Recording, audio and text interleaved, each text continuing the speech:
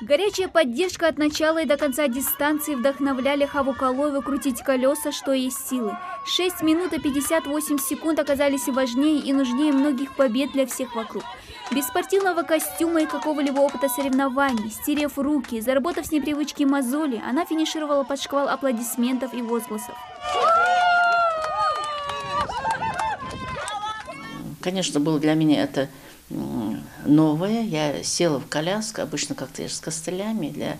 На коляске это тоже нужно какое-то, как правило, по вождению. Да? Там площадка на поле, покрытие не очень как для меня. Да? И с дорожки сойти нельзя, и коляска для меня была незнакома, но тем не менее нельзя было не дойти до финиша, потому что вся площадка мне сканировала: Хава, держись, Хава, ты сможешь. После этого, конечно, было неудобно не дойти до финиша. Я дошла. 12-й Всероссийский физкультурно-спортивный фестиваль людей с поражением опорно-двигательного аппарата «Пара Крым-2019» проходил в Евпатории. В мероприятии принимали участие около 500 человек с ограниченными возможностями здоровья из различных регионов страны, которые соревновались в 5 спортивных дисциплинах – дартс, настольный теннис, пауэрлифтинг, плавание и легкая атлетика. 3, 2, 1!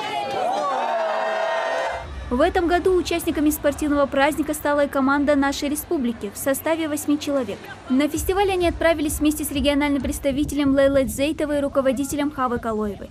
В тот день, когда проходили соревнования легкоатлетов по бегу, на дистанции 400 метров случилось непредвиденное. Одна из 3 участниц не прошла отбор, и судьи хотели отменить забег. В общем, все решил случай. Можно понять их настроение, они в слезах, соответственно, без ничего уедут. И команда могла получить как-то минусовую оценку. И увидя вот это, мы же люди любим на поддержку. Ингушетия такая. Вот Ингушетия поддержала, я вот взяла на себя это. Они выиграли 2-е место командное. Это было столько радости.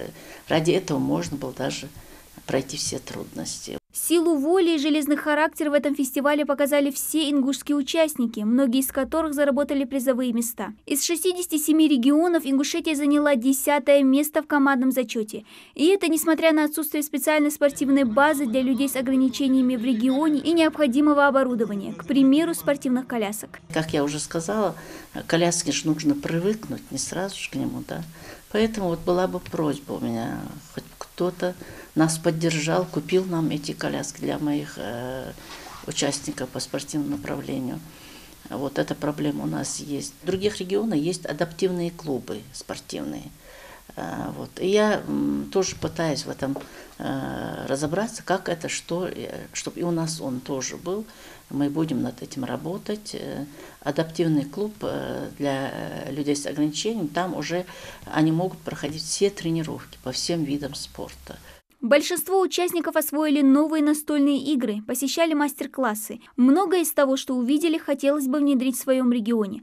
Хава Калоева в полной мере понимает, насколько особенным людям не просто вливаться в повседневную жизнь со своими законами и ритмом. Такие мероприятия, по ее мнению, просто необходимы. Наши ребята растут, они как-то адаптируются, интегрируются, показывают свои таланты. Это же многое значит для людей, которые нуждаются в внимании. Это же нужно.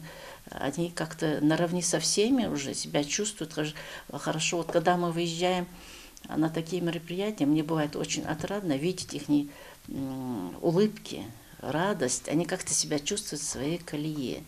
Ну, психологически, как раз подъем для людей с такими ограничениями, это много значит. Я считаю, что это польза. Фестиваль «Пара Крым» проводится ежегодно с целью привлечения к занятиям физкультурой, спортом и активному образу жизни людей с ограниченными возможностями здоровья. В следующем году «Железная леди», как окрестили Хаву Калоеву, наравне со всеми участниками готовится к новому забегу и уже настроена на 1-е место. Дана Плиева, Джамалей Тамасханов, Новости 24.